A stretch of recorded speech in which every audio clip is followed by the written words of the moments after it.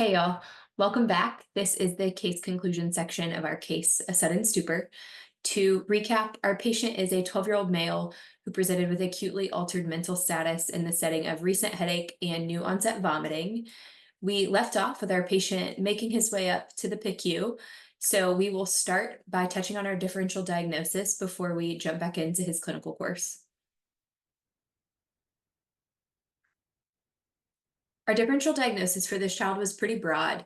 We were considering a lot of different things, like maybe ingestion of a toxic substance, some sort of intracranial bleed. Was this a manifestation of a seizure? Did he have some sort of infectious etiology like meningitis? We were also considering things like encephalitis or a stroke.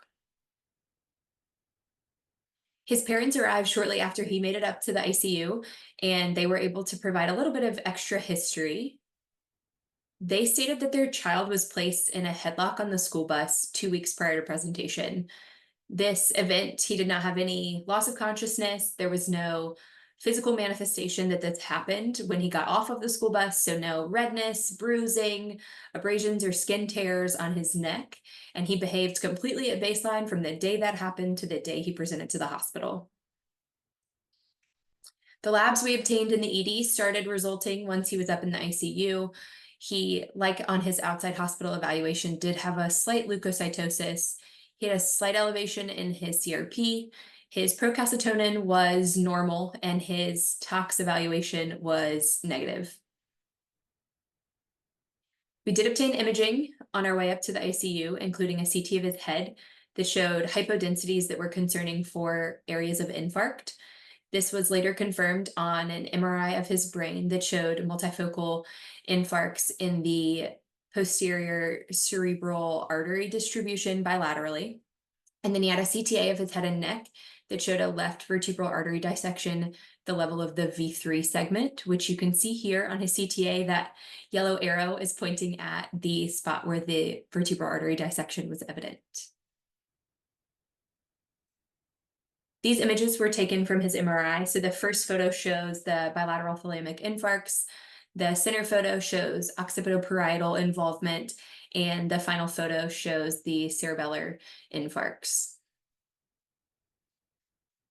So his hospital course, he was admitted to the ICU. His antimicrobial regimen was discontinued shortly after his diagnosis was established, but his subsequent doses of vancomycin after that initial dose were administered at a slower rate, and he didn't have any return of the rash. So the rash that we noticed when we first met this child was attributed to vancomycin infusion reaction.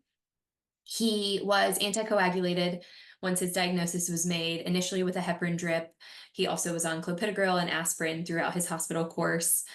His imaging, unfortunately, did show worsening posterior fossa edema that was initially medically managed with hypertonic saline. When this was unsuccessful, he had an external ventricular drain placed. Within about 24 hours of his EVD placement, this child did become acutely hypertensive and bradycardic, which resulted in an emergent trip to the OR for a craniectomy. But following his craniectomy, he did really well. He eventually was able to transition out of the PICU and onto the pediatric medicine floors and was ultimately discharged home. So now he is in outpatient physical and occupational therapy. He's also doing speech therapy and making great progress. He does still do home blood pressure monitoring and takes a daily aspirin for secondary stroke prevention, but he's really doing great and he's back to all of his normal everyday activities. So this case certainly highlights some important takeaways and things that can help shape our clinical practice. He reminds us of the importance of obtaining a stepwise, thorough history and physical exam, even in your critically ill patients.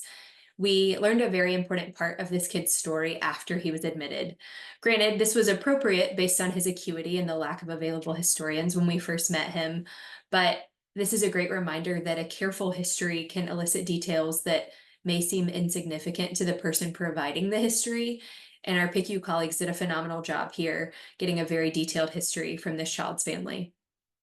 He also reminds us that it is important to create a comprehensive differential diagnosis in everyone, but specifically in this case with our pre-adolescent and adolescent patients presenting with altered mental status, this is a great opportunity for anchoring bias to creep in. So having this broad differential diagnosis helps prevent that and ensure that your evaluations of your patients are complete.